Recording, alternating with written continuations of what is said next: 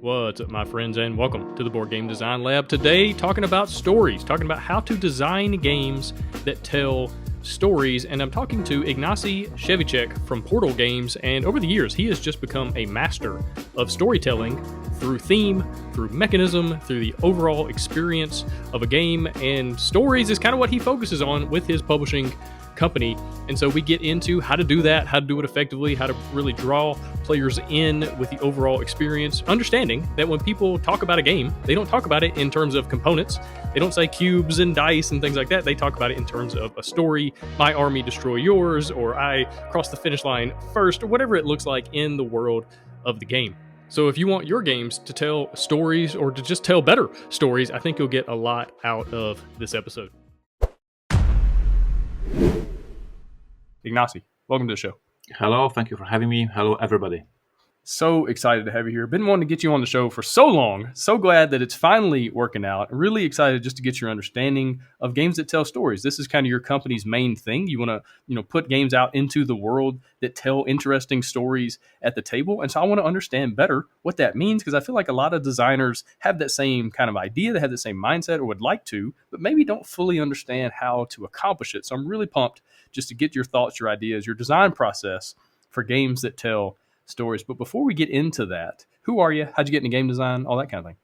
I'm a geek. I'm a vivid gamer. I'm the person who fell in love with games in my high school times. I discovered role-playing games. I became super addicted to role-playing games. Then there was a college. I was still playing like crazy role-playing games. And then after 4 years of college, instead of graduating and finishing college in the fifth year, I said to my parents, I have this great idea that I will drop out from the college and found a game company. And my parents didn't kill me, luckily for me. They agreed that I will take a 1 year break from college and try to start my own company. And then after the year, we'll decide if I go back to college or the company will survive and grow. And here I am 20 years later. I never get back to the college. I never graduated from the college. I made my career from gaming. So I'm basically living my dream. I'm a gamer who became a professional gamer. Now that's awesome. So I assume that was Portal Games that was started in that moment, right? Correct. Wow. And so help me understand what got you into game design. So I talk to a lot of people and they start in RPGs. They start with, playing Catan and stuff like that. And then something flips the switch and they start thinking, hey, I think I could make some of these too. How did that happen for you? What made you really want to get into the design of games? Yes, it was very slow and very, very natural process. So if you think about role-playing games and they're all about playing scenarios and adventures, if you're a game master or dungeon master, if you are talking about Dungeons and Dragons, you are creating stories to run the sessions. And of course, you have to write them down. So I was writing game sessions and scenarios for my friends. And then at one point I said, well, I can write them. Maybe I can write for somebody else. So I wrote a couple of more adventures. I sent them to the Polish magazine about role-playing games. They read it and they said, this is very good, this is interesting. And they published it. So after being a published author and being paid author, which was awesome for me back then when I was in college and somebody was paying me for writing adventures for role-playing games, it was like a dream side job. I started writing more and more and more. And basically when I founded Portal Games, at the very beginning, our goal and our aim was to release a magazine about role-playing games, in this magazine I was writing more adventures and more articles about role-playing games.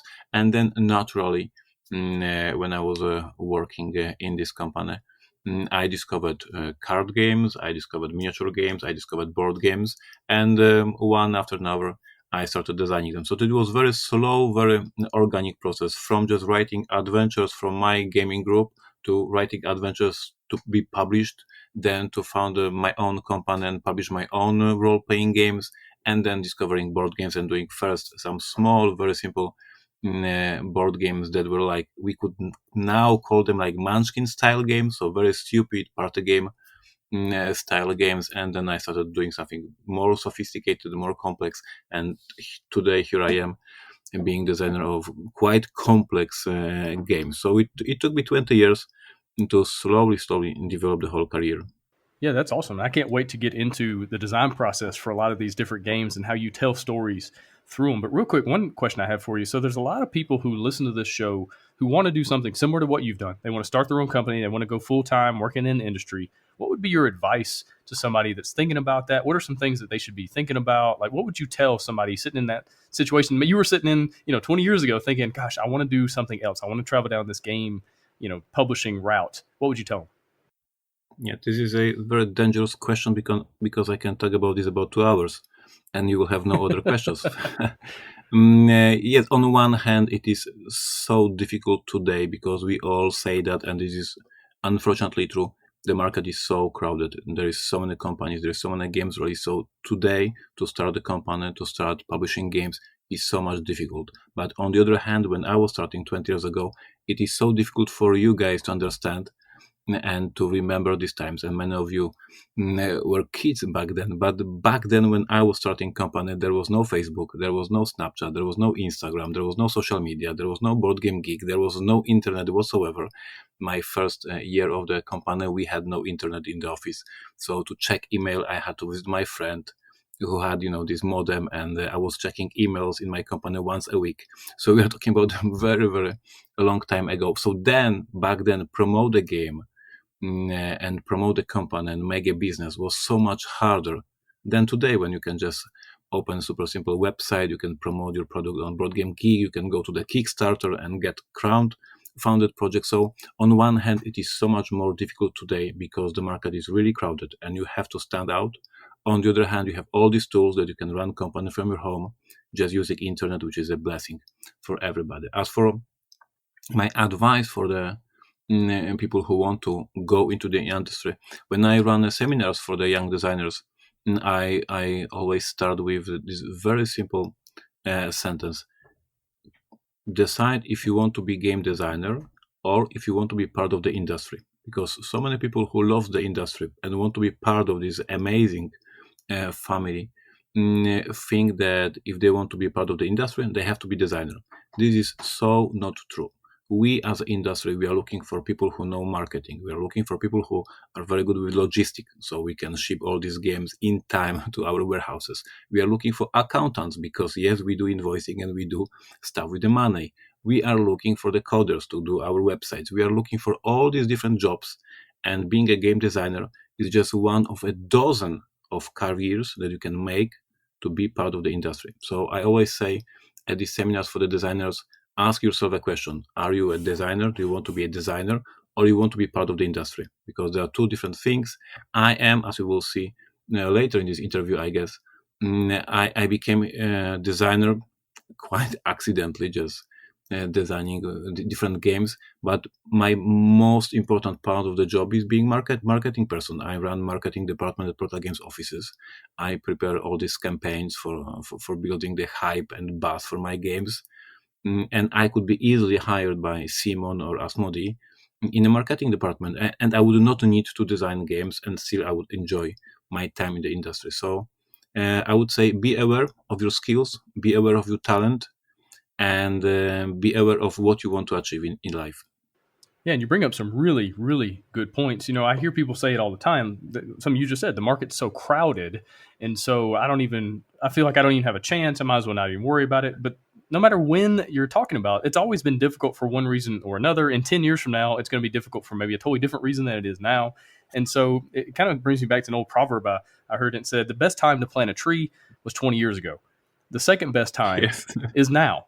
And so, like, go ahead and start if you think you're wanting to get into it somehow. And like you're saying, it doesn't even have to be publishing and starting your own company or corporation or LLC or something like that. There are so many different jobs in the industry that can kind of be a stepping stone into maybe something down the road. Maybe if you want to be a full-time designer down the road, we'll start in marketing, start off in logistics, start off in the warehouse of a fulfillment center, just shipping out games and being part of the industry in some way. And I think that's really, really good advice. I think also maybe working at a booth for a publisher. Now, would you also suggest people kind of get in that way and start volunteering and working with companies like Portal Games and others? Here is a real live example. This last BGG Con in Dallas, we had a volunteer who was at our booth presenting our games, helping us promote the brand. and basically being this awesome volunteer. This month, he's going to be hired by Portal Games as a full-time employee. So yes, these things happen. Like you have to make a first step. You have to let us being aware about you, about your talent, about what you can bring, what is your value that you can add to the company. And once again, I know that this is this podcast, the whole the whole podcast is about game design. But if you're talking about your careers, you can be amazing salesperson, you can be amazing logistic person, you can be awesome video editor. We need all of you. We don't need only game designers. Yeah, absolutely. All right, well, let's get into the topic at hand. Let's talk about games that tell stories. Now, this is your main thing with your companies. We want to make games that tell stories. But give me a good working definition. What do you mean by games that tell stories? It's very simple for me. I'm not because I'm not native speaker, so I'm not sure if I will be able to elaborate enough clear. But let me try it. If you finish the game, after you finish the game, I want you to be able to say something more than just I won having 85 points. So now, real life example, if you played Robinson Crusoe, after finishing the game, whatever you lose or won, you will say, oh my god, we were just fighting with the tigers, we just built this amazing shelter, but then there was a rain and the whole shelter was destroyed, and we were looking for the wood to build this new stuff and weapons, but we were not succeeding, and oh my god, so many things happened, and then we lost. So board games that tell stories, in my opinion, is that the game that you are playing, and after the game you have to say something more that happened during the game than just you had this amazing combo that brought you 25 points. Yeah, for sure. If you listen to people talking about games, they very rarely say, "Hey, do you remember that time I moved those 5 red cubes onto that space and then I rolled dice and I beat you 8-7?" Like, no, that's not how we talk. We talk Yeah. in stories, right? I moved my 5 armies, into your territory, and then I just decimated them, or something like that. And so that's a really cool way to do it. And so, how do you start a design? Like when you have it in your head, an idea, something you want to turn into a game, you want it to tell a good story. Tell me about your beginning process for kind of really starting to bring that game to life. Yeah, the most epic examples, of course, are Robinson Crusoe and First Martians and Detective. These are the most story-driven games I designed, and for each of these, and Stronghold, and for each of these 3 or 4 games, the process was quite similar. So we can really base this thesis on these 4 titles, and it starts with research. Like I literally read a ton of novels. I'm a bookworm, so I love reading. So it was not hard for me. And as we are recording, I'm sitting in my room here at my home, and in front of me there are all these books that I had when I was doing research for Robinson Crusoe. And in front of me, let me just grab here we have Destination Mars by Rob Pyle, New Explorations of the Red Planet. So I read books. For the First Martians, I had to read about the chemistry and physics in English because not all these books were in Polish, so it was quite a task for me. For Robinson Crusoe, I read so many books about, on one hand, surviving on the island, on one hand, adventure books. I read so many comic books. Of course, I watched a ton of movies. So I do a ton of research, and I basically get to be confident with the theme, reading, watching, doing like Pinterest tables, and have some inspiration from the artwork. And it takes me like 3, 4, maybe 5 months, very very slowly preparing to start design. And then when I'm finally feeling very confident with the theme, I'm starting making notes. And these notes, for example, for Robinson Crusoe would be like what's important, what's crucial for the game to be thematic and called a very very strong thematic about surviving. So we want them to explore the island, we want them to find something on this island, on these different caves and places. We want them to build the tools, because this is a very important part of all these movies and all these books, that they are trying to create some technology out of nothing. We want to have a very harsh weather, because in all these movies, all these books, there's always some rain and storms and cold night. So I'm making notes what has to be part of this game, like it must be in a game. And then I'm taking each of these crucial parts, and I'm trying to design small rules how to tell this story. So for Robinson Crusoe, it started with, of course, designing a map. We want to explore the island. I had a island, and then we started moving from this pie. So how you move on the island, how you build the shelter, how you build the tools, etc., etc. So it's very slow process. I have this comfort that I'm not in a rush. I can take as much time as I need to design games. Like this is my, you know, not my main job. My main job is being CEO of the company, and once a while I design a game. So for Robinson Crusoe, it was altogether 1 year. Mm, uh, but small steps, and it all started with just picking a theme, reading books, reading comic books, watching movies, and then building the whole game. Very cool. All right, so you start off right at the beginning with a whole bunch of theme and experiences in mind, and then try to figure out mechanisms and like game rules that kind Correct. of support those things. Do you always do that, or do you ever start with mechanisms first? I have this very popular game called 51st State that was designed exactly opposite. It is quite exception from my natural road. So with this game, I was just driving my car and I got this out of the blue idea for the mechanism. I came home, I noted it down, and a few weeks later the game was ready. So, but it was like a super accident. It was I cannot explain that. It just happened. I was lucky, and I came with the game. It was ready very soon, but basically it's a long process of me just discovering, like digging the theme and digging the game. This is how I create these strong rich games. Gotcha. Now, for a game like 51st State, how then do you bring the story out when you do start with a mechanism first? Because I know a lot of people who listen to this, they start mechanism first. And so how like what would be your advice for how they can insert story, insert theme into it? Yeah, with this, I with CC State and then the Imperial Settlers, the follow-up game for that, it's a ton of artwork, it's a ton of some small rules that somehow feel thematic. But being honest, 51st State, although designed by me, I would not call it board game that tells stories. Of course, you can add something to that if you raise opponent cards, and if you demolish his empire, you will say it was very thematic. But no, in my opinion, 51st State is like much more Stefan Feld or Rainer Knizia game in my CV, and Robinson Crusoe Detective or Stronghold is more Ignacy Trzewiczek version of design. So if we start with the mechanism, it is much harder, in my opinion, for me to design a game that tells a story. Gotcha. And I think that's something for designers to just keep in mind. Now, one thing that it sounds like whenever you get going on an idea, on a game, a theme, you spend a ton of time reading books and watching movies and researching all these things. And that's a lot of effort, a lot of energy. And so what do you do when you get to a point where you realize the game is just not going to work? I've had so many people send me emails and say, how do you know when to walk away from a game, how to put it, when to put it on the shelf? Tell me about your process of knowing, okay, let me switch gears. Let me try to do something else. This is just not happening.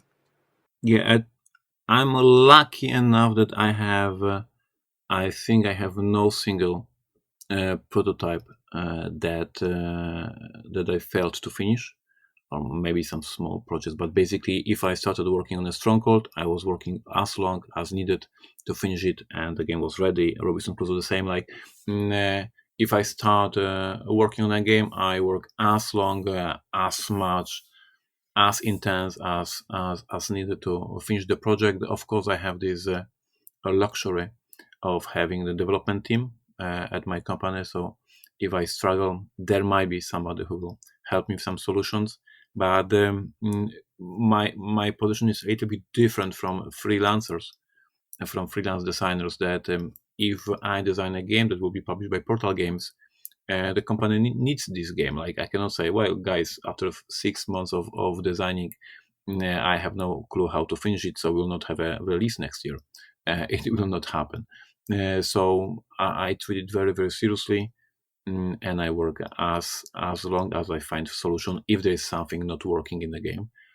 For the freelancer designers who just create games at home and then pitch them to the publishing houses, to the companies, for them it's maybe a little bit easier to just abandon some of the projects that they are struggling with and just move on and find a new project and have a new inspiration and move on with something new. For me, it's hard abandoned project in progress.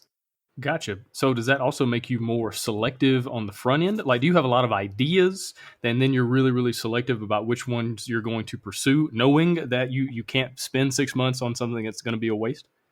I don't want to disappoint your listeners, but maybe we can say, maybe I should say it much earlier. Now it's a 20-minute in the interview, but let's say it right now. Basically, I hate designing games, and this is not a joke. This is not some funny posture. I really find it super difficult. It's a long, very hard process. It's very important for my company.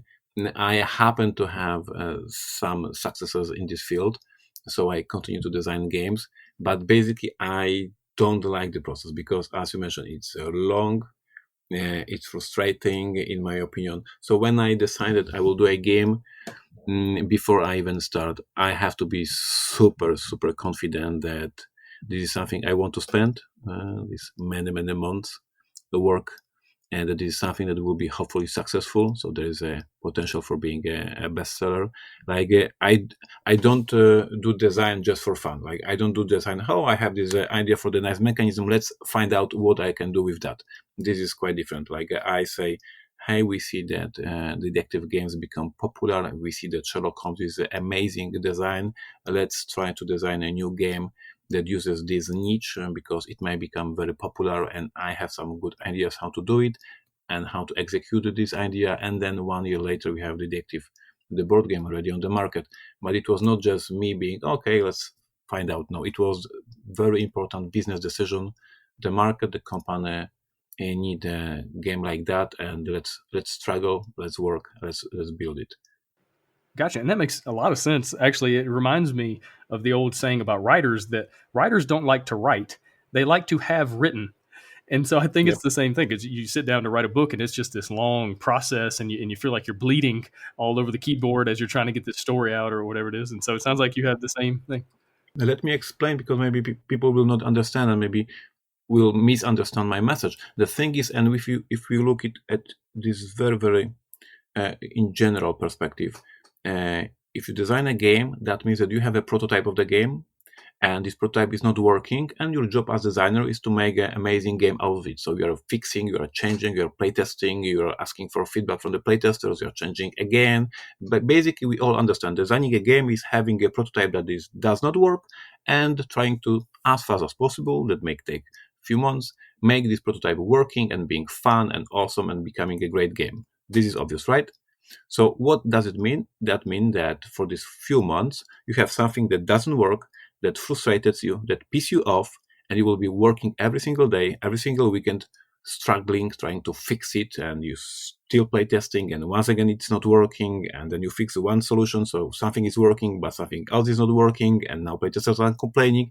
This is many months of frustration, and when you finally make it happen, and this prototype is fun and awesome and everybody loves it, the producer, the publisher takes it from you, the game goes to publishing, and you start over with once again fresh new prototype that sucks, and you have to spend all these new months of being frustrated trying to fix it and having these hopes it is awesome, but it is not awesome, people are complaining, it's boring, it's not working. Like basically designing a game is ongoing process of being frustrated. This is my perspective. Well, I'm complaining, I'm from Poland, I'm Slavic, all people in Poland are complaining, so here I am. No, I think you're just giving the real side of things. I feel like a lot of times, especially people who are getting into this at first, they're just starting out as a designer, they're getting into it as a hobby. They kind of have the rainbows and butterflies idea of what game design is, and it's not that a lot of times. A lot of times it's a lot of a grind and figuring things out and being super frustrated over and over again. I remember reading an interview or hearing an interview you did when you were developing Cry Havoc, and you just kept running into it's not better than Kemet. It's not better than Kemet, and over and over Yeah. and over again, just trying to make it better, and how much of a process that was. And so, what would be your advice when you are being really, really selective about which products to pursue? How do you figure that out? Are you looking at the market and kind of where the market's at right now, and looking at different, like what's your process for, like, I guess you have like little check boxes that you're going through to say, okay, this is the product we're gonna chase after. So Yeah, this is. I wrote an article like 2 weeks ago about this, and the article was called "I Lost My Compass." And in this article, I said that for the couple of years, I was quite precise with what I was designing, what I had on my developer's desk, and what actually market was looking for. I was very lucky, and I developed the game called Tides of Time, amazing micro game. Exactly in the moment when all these micro games and the love letter became popular, I had my Tides of Time, and everybody was buying this game and enjoying because it was it. Last year, the huge hype for the roll and write games spread all over the industry, and yes, there was a game designed by me, and it was run right Imperial Settlers. Back then, there was this whole explosion of detective games 2 years ago with Chronicles of Crime, with Detective Los Angeles, and with Mind Detective. So once again, somehow I felt the trend in the industry. Somehow I knew what people are playing, and I came up with the game that was matching the demand on the market. And it is very important for me as being a CEO of the big company. Uh, the thing is that what I do is, as I said, I'm a gamer. I'm a vivid gamer. I'm on Instagram every single day. I'm on Twitter every single day. I'm on Facebook groups every single day. I listen to podcasts about board games, and I am basically one of you. So I feel this trends. I feel what you are playing. I know that at this very moment, so many people are playing on Mars from Vita Lacerta because the game was sent to the backers, and everybody's now talking about this game. I played it as well today. So I'm one of you, and therefore I try to understand what we gamers are looking in upcoming months, what's hot right now, and I'm trying to come up with the game that will make us all happy. Gotcha. So you really just find a way to keep your hand on the pulse of the gaming industry, and then you just kind of go with what people are excited about, what Yep. they're into. That's a really good idea. Good way to do it. I've talked to a lot of people who say, "I hate social media. I hate Facebook. I hate Instagram. I hate Twitter." It's like, well, that's fine, but you're going to put yourself at a bit of a disadvantage. One, in the marketing of things, if you're not posting and for people to see pictures of your game and things like that. But also, like you're saying, you're not going to have your hand on the pulse to know really what's in, what's out, what people are excited about, what they're not. And so that's Yep. some really good advice. I want to talk a little bit more about Detective. It's such an interesting game. It's such a game. It's a game that's so different from most other games out there. And so tell me about the design process for it. Maybe some challenges you ran into. Just kind of tell me how it all came to happen.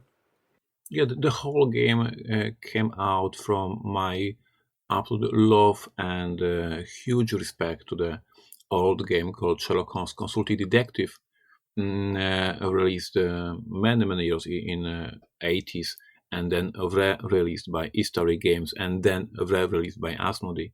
I absolutely adore this game. I respect the designers. I think it is something exceptional. And I have all these Sherlock Holmes games at home. And then there is this amazing HBO show called True Detective. And one evening it just clicked like, I love this Sherlock Holmes. I love True Detective, the movie. And I thought, like, Sherlock Holmes is an amazing experience, but if we can move all this setting into the modern times, if you can shake things a little bit, add the website, add some new mechanism, you can come with something absolutely new, interesting, different from Sherlock Holmes, but yet giving this superb feeling of being a detective.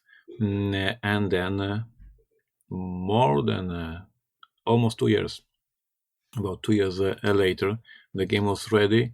It's hard to understand and believe that there's such a simple game. There's almost no rules whatsoever, and that such a simple game takes so much time to design. But it was a long process. There was 3 designers involved. There was a writer who came up with the whole plot line, the whole story. He basically wrote a book. There was me doing the whole game, basically, like gamification, all these cards, all this fluff, like everything that is in the box. And then there was this third designer who was the editor of the whole game, because it is a investigation game. So there's so many facts, dates of the births, size of the shoes, color of the hair. Like there's so many facts. And if you want to have a great game, you have to add so many details, and all these details have to match. Like you cannot make mistakes because people are playing this game are looking for this details. So we had 3 of us and 2 years adventure, and the game was ready. I'm very proud of it. I think that we managed to, being inspired by Sherlock Holmes Consulting Detective, still design a brand new beast, brand new game that maybe will inspire other designers and they will come with something else out of it. So I'm very proud that on one hand we gave respect for the previous game, and the other hand we created something brand new and exciting. Yeah, absolutely. And it seems like a game that not only do players walk away from the game with stories, but the game itself is telling a story. And so tell me about the process of really figuring out a compelling story. Like you said, you had another designer that was basically writing a book, for all the different content and things that were in there. Tell me about maybe some of the challenges with that, as far because you want it to be riveting, you want it to be interesting, but it's going to be more than just how the game plays out. It's actually telling you stories and things like that. So tell me more about that. Yeah, this is so exactly as you said. There is a lot of things involved. Let me start with a absolutely honest price for the writer of the plot, detective. There is many cases right now because the game was released 2 years ago, so there's many cases. But if we are talking about the base game of detective, the one that is on the market for the past 2 years, it is a campaign.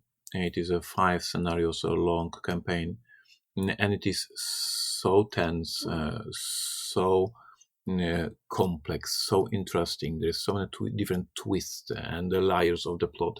It is absolutely brilliant. I hired this person, Przemysław Rymer, because I know him for the more than 20 years. This is the guy who was my game master when I was in college, when I was before I founded the company. We played together Call of Cthulhu. He was the best game master I had in my whole life. And out of all these games I played in my life, he was the best. And he wrote the best adventures for Call of Cthulhu. And now, 20 years later, I called him and I said, Przemek, I need you. I'm designing a detective game. I'm designing the game about investigation, and I need you to write me a story for this game. And then a few months later, he gave me a book, basically. So for everybody who wonders how it looks like, this is about 80 pages, dense font, all the what happened, who killed, why he killed, how it's connected to different persons. Like the whole script is more or less probably like a script for the movie or TV show.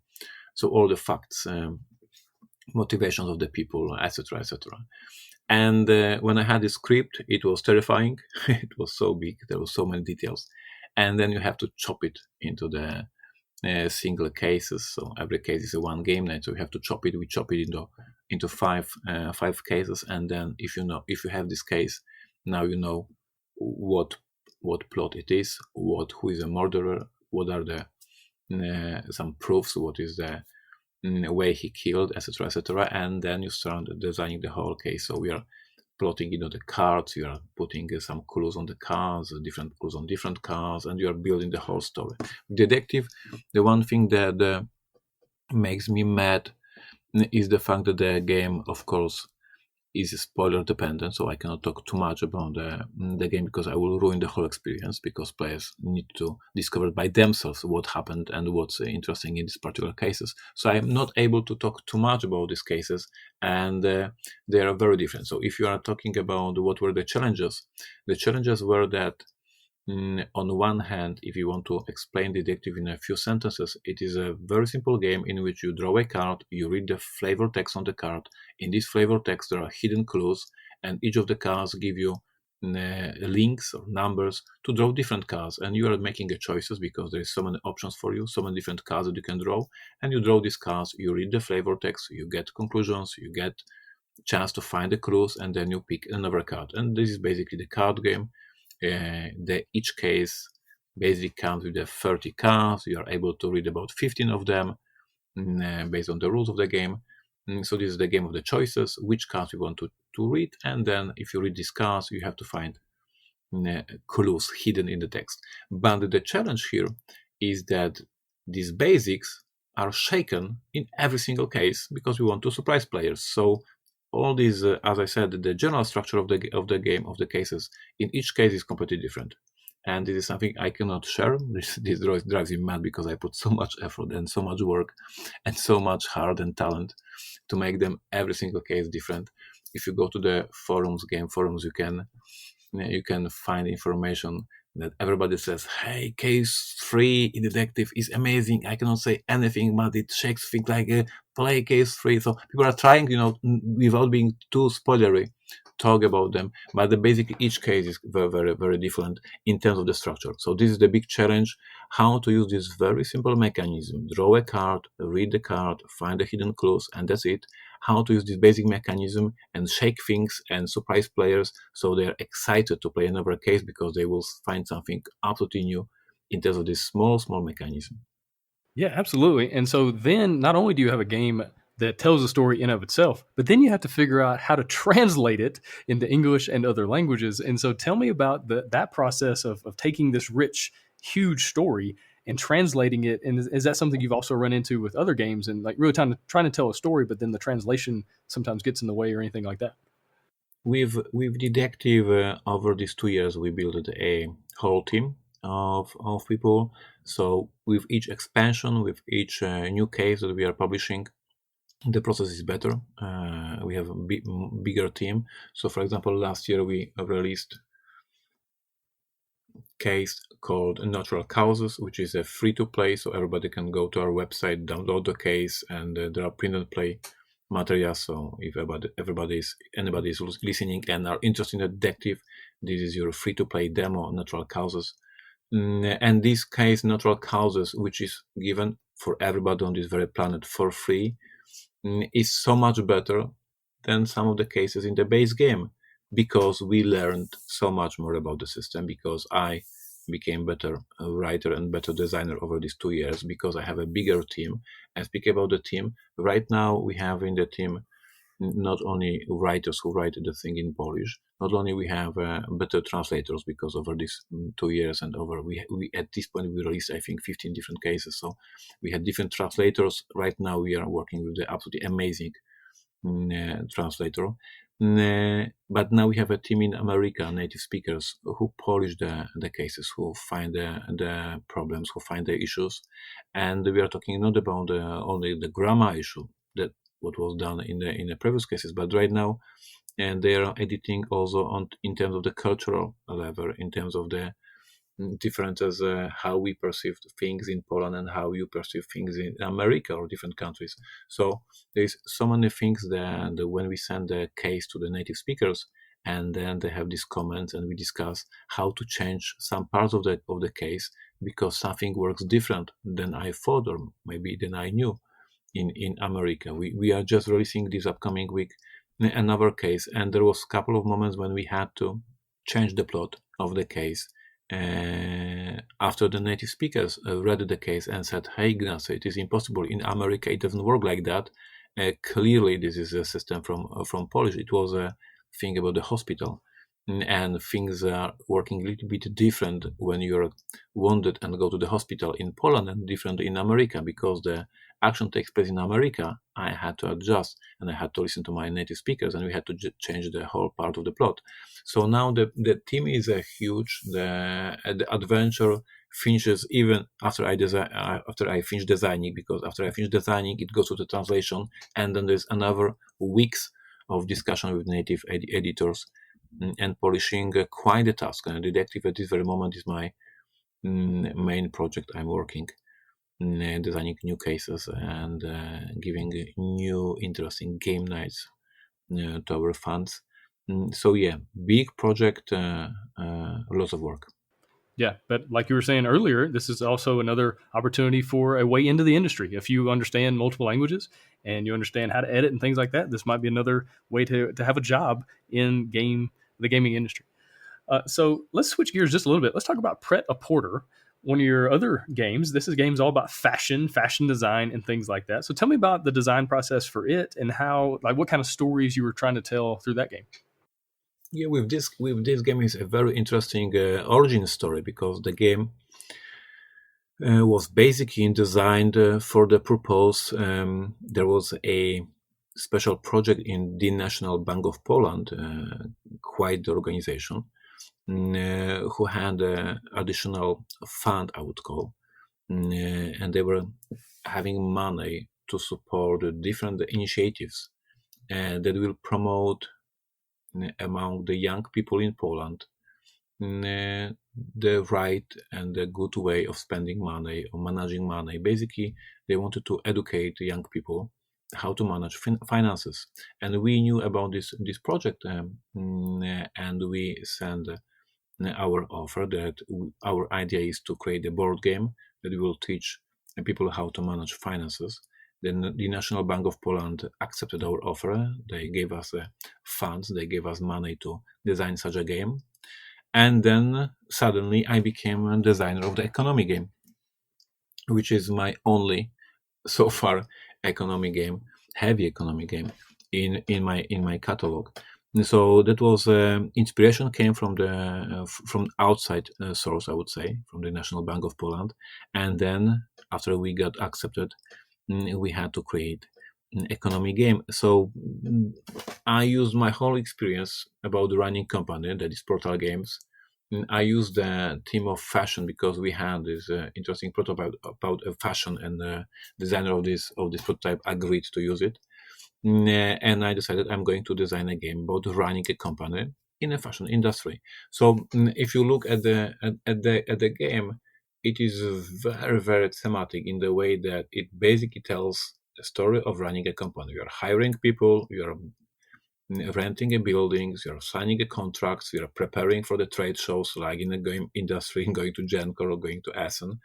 You have to build them, you have to buy materials, you have to produce the product. Like all the things that I do, that my company is doing on a regular basis, I've just put all these actions in a game. So basically, my research was 10 years of experience in the field, not fashion, but running a business. And here we are with the game that is called one of the most thematic Euro games out there. And of course, it is thematic because it tells the story of running a business. The theme of the fashion, of course, is a nice touch, is additional flavor, and it is beautiful if you look at the board, if you look at the components. But this game tells a story about running a company. Gotcha. And like you're saying, the new edition especially looks phenomenal. Now, I know for a while you were thinking about retheming it to the video game industry and kind of going a different direction. Now, tell me a little bit more about that and why ultimately you decided not to do that. Why you decided for the new edition just to keep it in the fashion industry. So when we released the first edition of Pratt A Porter, it was year 2010. It was complete disaster. The sales were terrible. We printed 1,000 copies. So we were barely selling it for like 2 or 3 years. It was basically disaster. And over the years, I got so many geek mails because people contact me on Board Game Geek from the customers who bought the game, who loved the game, and were complaining that each time they go to the gaming club or if they go to the game store that have a game night and they put this game on the table, everybody is making laugh of them that they brought the fashion game and nobody wanted to play with them this game. And gamers prefer a fantasy team, gamers prefer a science fiction team, gamers even prefer Agricola team and ships and cows. But fashion, everybody was laughing. So when we started about thinking about the new edition of the game, we decided that this theme of fashion is not good for the gamers. Like most of the gamers back then were male, were guys, and they wanted access and guns, not the clothes and skirts. So we decided that we would change the theme. We were discussing with Rado, famous reviewer who had this background in the video game industry, and he's a huge fan of Pratt A Porter. He put this game in his top 10 of all time, and he said that the video game industry would make a perfect sense for this game, and he can help us retheme the game, so change the cars, change the theme of the game. And we started working. We actually had a meeting in Essen. There was a brainstorming. It was a great time, and we were changing all these cards into the theme of video games to reach the audience that is gamers. But here we are, a year 2019, and I'm very happy and very proud to see that the market is changing. There is so many girls joining the hobby. There's so many women playing the games right now. The industry is so much more open. If you visit conventions these days, like Essen, like Gen Con, like Origins, you see so much more families playing the games, not only the geeks. Like, I love geeks, I am a geek as well. I also play Dungeons and Dragons, but hey, geeks, we need some fresh air. We need women, we need the families, we need other people in the industry. And now I see it's happening. There's so many new blood in the industry. So we decided, let's try to reach this new audience. So let's try to respect this new blood in the industry, and let's try to go with this crazy theme that is a fashion and see what happens. And we decided to go to the Kickstarter and basically flip the coin. Like, we will see if the feedback will be like this few years ago. Everybody was making fun of us that we are doing a fashion game, or maybe the industry changed. And as everybody knows, probably the Kickstarter was stunning success. So we had more than 5,000 backers, which for a Euro game is like a record. Super popular, lots of price for the game, and we proved our point. The industry changed. The industry is open for women in gaming. I'm very happy that we were one of the companies that proved that. So yes, overall, I'm very happy that this one game, Pratt A Porter First Edition and Pratt A Porter Third Edition, is a nice, interesting signal, proof that industry is growing and is open for new people in the industry. Yeah, absolutely. And I think this goes back to what we were talking about before. A lot of people say, the industry is too crowded, it's too noisy. Yeah, but there's so many new, amazing people coming in from Yep. all different walks of life, all different countries, all brand new markets are being opened up. I had an interview recently with a guy from the Middle East, and he's making games for the Middle Eastern market, and he was talking about how much potential there is out there with so many. There's billions of people around the world who have not Yep. really access games yet, men, women, and so many different amazing cultures. And so it's going to be interesting times over the next 5-10 years to see all these new markets opened up, all these amazing new people coming in. Now let's talk about a game that did get a retheme, or at least was changed a good bit, and that's 51st State, kind of being turned into Imperial Settlers. So tell me a little bit about that process and what you were like, why you did that, and what you were trying to accomplish. So that's a great question. I'm happy that because I forgot about this game. I'm so happy that you're bringing it up. So first, a small funny story how I came out with this idea for Imperial Settlers, but then we'll go to the more serious topic, because it's a part of my seminar for young designers. So it is very good that you touch the base with that. So how it came up, it's very simple. I designed 51st State, the card game. My wife fell in love with this game. She played with me this game hundreds of times, and believe it or not, we were in the position that I hated this game. I couldn't play it anymore, and my wife was just play with me again. I love 51st State. I want to play. I was in defense, like I don't want to play this game. No, please, I want to play 51st State again. It was disaster. It was quite funny now, but back then it was not funny. And at some point, there was so much pressure in the house that my wife told me, please change the theme of 51st State into more friendly, and I will play with my kids because you don't want to play with me. So the first prototype of Imperial Settlers, now we know the game as Imperial Settlers, was basically cast for 51st State that I hand-drawn done so she can play with my kid. So instead of bad mutants, there were some merchants. Instead of some, killing people, there were some dealing. But basically, I did a prototype at home so my wife can play with my kids because I was not able to play anymore of 51st State. So this is funny, this is crazy, but it's a true story. After I did this handmade prototype of this fantasy light family oriented version of 51st State, she played with my kids. She said it's really working, it's very fun, kids wanted to play. So I took this prototype to the office. I showed my team and said, hey guys, probably accidentally we have something very interesting. This is a mechanism of 51st State change into a family oriented fantasy theme, and it works, it's fun, and we should consider doing it as a real project. And of course, a year later, it became a thing and it became Imperial Settlers. So this crazy, hard to believe story how Imperial Settlers was made. But on a serious note, on a like advice part of the podcast, there's this old saying, which I believe so much in, that says ideas are shit, execution is everything. So basically, what the saying is telling is that we all have these great ideas, we all have this 1 million idea, we all have these great ideas for the games and card games, but the key point is not to have the idea because everybody has ideas. The key point is to execute, to actually do this game, to actually execute it. And this old saying is very popular. Everybody heard it, everybody knows it, but I believe not everybody understands how true this saying is. And 51st State and Imperial Settlers is a great example. So let me explain now. I designed 51st State. The game was released. It got 2 expansions, so it was quite popular.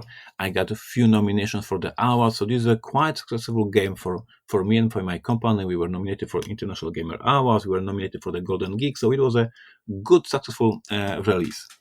And then I got this Imperial Settlers game that became worldwide phenomenon, was released in 12 different countries, won a dozen of awards, had at this point 6 or 7 expansions, was sold in thousands of copies worldwide, and brought me so much more than 51st State. The thing is that these games in general have exactly the same rules, like 51st State and Imperial Settlers have basically the same idea. So what I'm saying is that ideas are shit. Imperial Settlers had no new single idea. It was basically a copy of the 51st State. The difference is the execution, because the execution is the key. In Imperial Settlers, you have the better executed theme because it's more family friendly. In Imperial Settlers, you have a better components because we use the custom wooden components. In Imperial Settlers, you have much more better artwork because we paid more for the artwork. In Imperial Settlers, you have a much better rulebook because we knew how to write better rulebooks back then, etc. And I could go on and on and on. This example is perfect for all these young designers to understand that we all have ideas. And back then, I had the idea for 51st State and became quite successful. And then this exactly same idea I used in the Imperial Settlers. I executed better with the better artwork, better rulebook, better components, better distribution, and I made a worldwide phenomenon, worldwide hit that sold 10 times more than 51st State. The same game, better execution. So this is this serious part of the podcast. Understand that everybody has ideas, and the best designers are these designers who can execute them and make smooth, nice, perfect prototype. Yeah, that's a really, really good point. I think it also brings up the fact you should never be afraid to make a big change.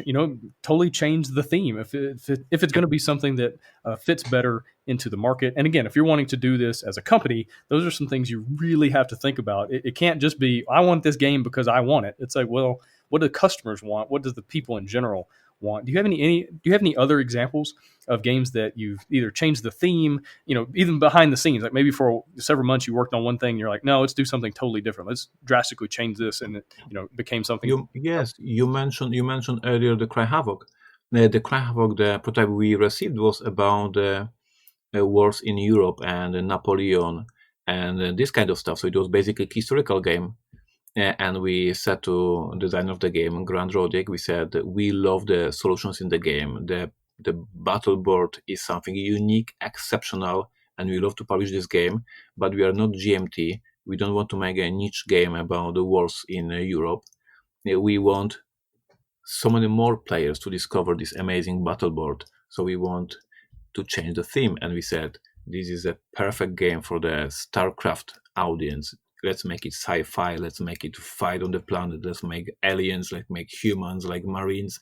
Let's make it full-blown StarCraft experience, and then people will discover this game. And we were right. The game was released in 2016, became absolutely phenomenal. We sold back then 15,000 copies in a few months, and we were right. And I'm absolutely positive and sure that if we release this game as this historical setting, we would sell like 1,000 or 2,000 copies because people think that the war games, historical war games, are complex, difficult, not for them, and they would not be interested. with the sci-fi game and the aliens and marines. Everybody was interested. The game became successful, and so many people discovered this amazing piece of mechanism that is a battle board that Grant Roddick designed. So I think that he had the guts to trust us, and he agreed for us to change the theme. And we knew the market, we knew what we want to achieve with this game, and the game became a success. So yes, you need to think about the market. You are designing the game for the market. You want that in the end it all is a business. You want to earn money, you want to sell this game, you want this game to be popular, so you have to think about the good artwork, good theme, good rulebook, like all these pieces together.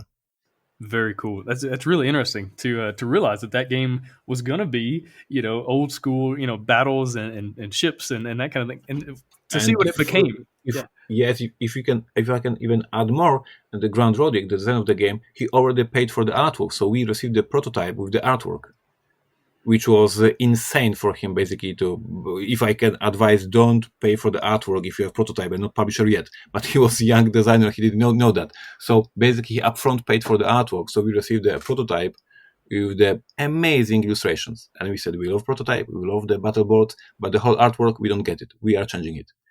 So that's Gotcha. Well, it worked out pretty well. Let's yep. let's switch gears a little bit. Let's talk about playtesting. Tell me about your playtesting process and kind of what you're looking for to make sure that the game is telling a story, kind of how the reactions of playtesters and things like that. Tell me about your or the Portal Games playtesting process. I'm looking at the watch, and I see that we have not enough time for me to to talk about the playtesting. I have the whole seminar, 1 hour seminar about playtesting. So maybe in a few months we will do another recording of the podcast, and we will just talk about the playtesting, because it is a fascinating topic, and we can come back to this in a few months. But right now, just like a small bit, like an essence of the seminar, playtesting is, in my opinion, a work, is a job. And if you want to get the one thing from this interview, is to understand that playing the game and playtesting the game are completely two different things. And I see when I talk with the designers, young designers who come to me and give me some prototypes at conventions, for example, and they say, hey, I playtested this prototype 100 times, it is well playtested. And then I start talking with them, and it basically turns out it was played 100 times, not play tested 100 times. Where is the difference? What I mean by saying that playing and playtesting is different things. When you want to playtest a game, you have this prototype, you have playtesters, and you have to have on a perfectly, if you can do it on a piece of paper, written down what is the goal of this particular playtest. Like today we are playtesting the economy of these goods. Today we are playtesting if the track of the round works well. Today we are playtesting if the balance is shaken, if I have less units, etc., etc., etc. You cannot just sit with your friends, play the game, drink beer, have fun, discuss, and then forget what happened. You go to playtest like you go to work. You have the goal of this particular playtest. You have to understand what you are playtesting, and after the playtest is done, after this game session is done, you have to have conclusion. You have to have the answer for the question that you put on this paper before you started. If the question was, if the balance is shaken, if I have less units, after this 1 hour playtest, you have to have the strict answer, yes or no. This is very important for me. This is how I playtest. Like there is no playtest just for play, just for fun, just see what happens. No. I have no time for just see what happens. Like when I'm playtesting, I have a goal. So it is very important for the young designers to understand that I don't care if you playtested it 100 times. I'm fine if you playtested it 15 times or 10 times. But if these playtested were well done, they had a goal, they have an aim, you had your answers, you fixed the prototype after this playtest, and you moved on. And And this is a small bit, as I said, I have the one whole 1 hour seminar that I run at the conventions about playtesting, because this is so much important. This is the most important part of the game design process, because the game design means you are playtesting, and after the playtest you are fixing, then you are playtesting, then you are fixing. So basically designing a games is basically playtesting and having the right conclusions, getting the right conclusions from each playtest. And this is how you develop games, this is how you design games. So basically designing mean playtesting, but playtesting doesn't mean playing the game. Yeah, I definitely agree. Playtesting, you need to be approaching it like a researcher, like a scientist, and going in with an intentional idea about something you're trying to prove, or a hypothesis you're trying to figure out. Like, does this happen or does that happen? But you need to be intentional. Totally agree. And I think I speak for all the listeners when I say that you would be more than welcome to come back for another show here sometime soon, and we can just discuss playtesting in depth. I know a lot of people would get a lot out of that.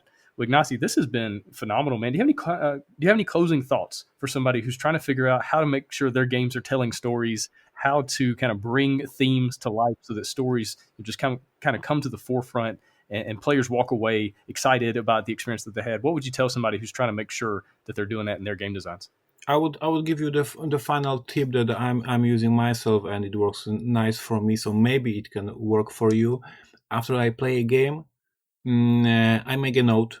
If I play a different game, like not mind games, like I'm playing On Mars, I'm playing Tapestry, I'm playing Arkham Horror, I'm making a note what I liked in this game, one small sentence, and what I dislike in this game, one small sentence. So I have the whole book right now, the whole notepad with all these conclusions from the games. And then when I design a new game, I'm just browsing and I see what sucks in the games, in my opinion, what I didn't like in different games I played, and what I loved in the games I played. And then I try to learn and be better. So on one hand, as I said at the very beginning, I'm a vivid gamer and playing board games like crazy. I love this hobby. But then once in a while I become professional. And after I finish a game, I'm just remember to make a note to myself what was awesome about this game, what was not awesome about this game, and therefore I build my whole encyclopedia, my whole one personal booklet of good advices about the design.